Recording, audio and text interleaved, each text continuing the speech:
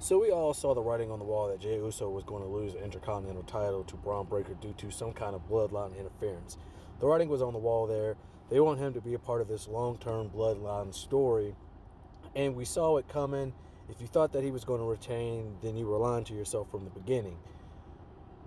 It sucks because his reign was only 28 days long, and he's been a part of the WWE for 14 years, and he finally gets his personal own singles push, and it was underwhelming because, he was main event Jey Uso, yeet this, yeet that, and it was like he was losing, and he finally wins, and he can't hold the title longer than a month.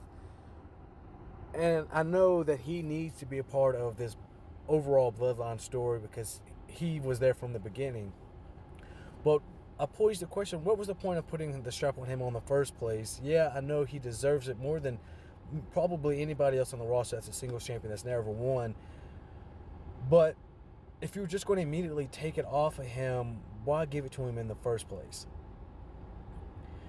And I know we're going to see just Majin Buu levels of crash out from Jey Uso from this moment forward.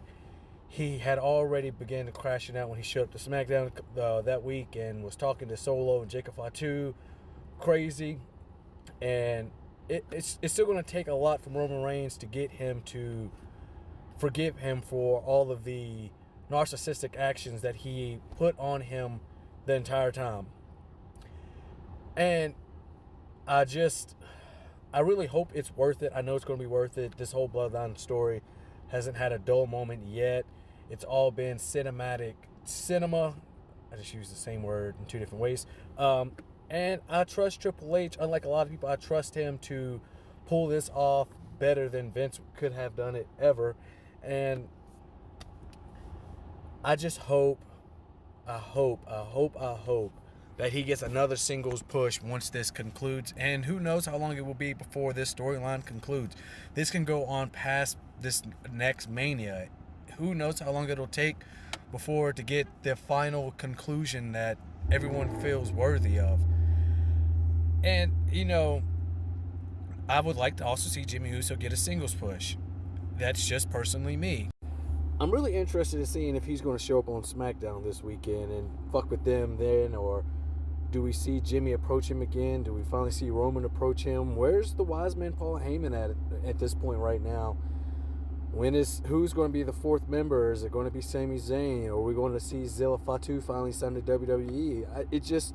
I know we're still expecting Hikuleu or whatever they're going to call him once he arrives to WWE.